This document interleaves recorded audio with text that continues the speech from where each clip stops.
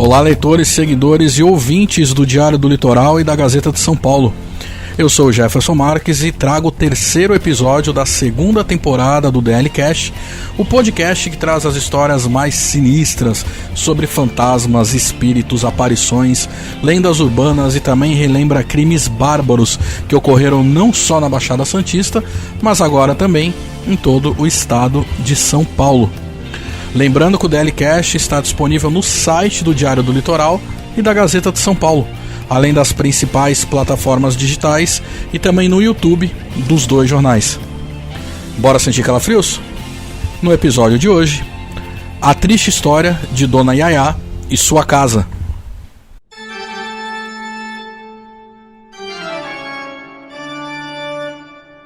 A história que contaremos agora nos arremete ao roteiro de um verdadeiro filme de horror, mas infelizmente é real.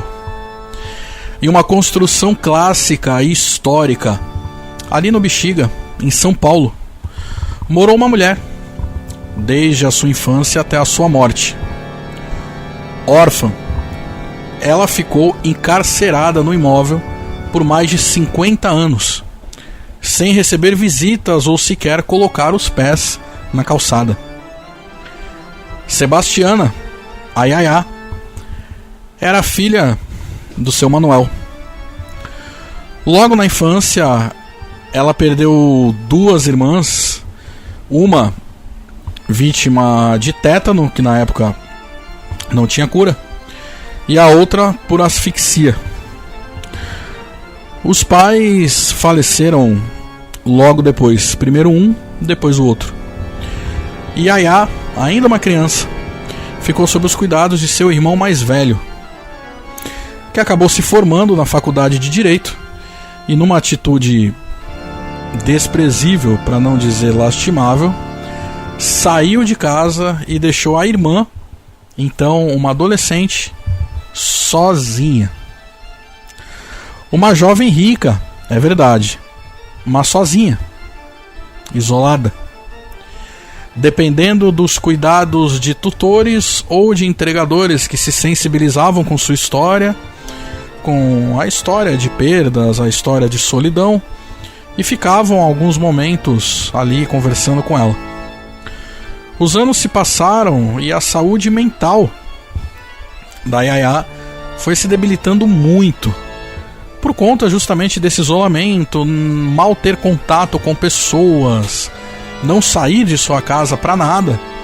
Ela foi tomada por uma tristeza e muito possivelmente uma depressão profunda. Foi então que, com o passar dos anos, Yaya passou a se comportar de uma forma fora dos padrões sociais, se é que vocês me entendem.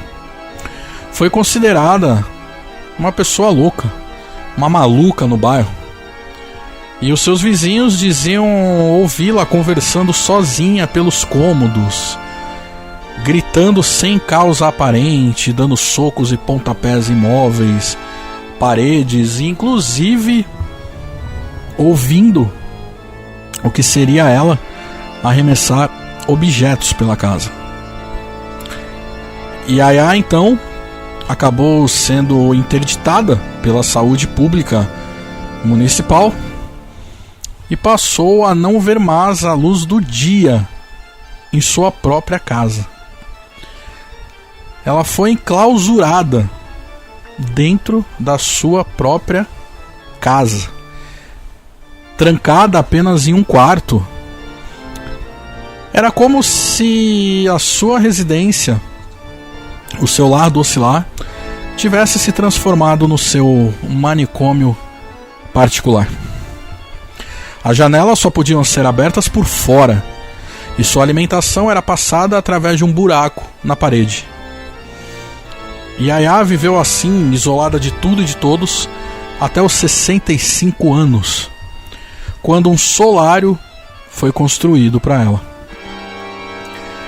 Sebastiana de Melo Freire, a Yaya, a personagem da nossa história, viria a morrer 9 anos depois da construção desse solário, quando ela completou 74 anos no ano de 1961, vítima de uma insuficiência cardíaca. Como não tinha herdeiros ou parentes vivos localizados, sua herança foi destinada à Universidade de São Paulo, a USP. Os relatos de visões sobrenaturais iniciaram logo após a morte de Yaya. Vizinhos do bairro diziam escutar gritos vindos de vários cômodos do casarão durante a noite, mas não somente gritos. O som do choro de crianças também, segundo pessoas, é constante no local. E uma voz feminina que parece conversar sozinha do lado de fora do imóvel, ali no jardim da frente.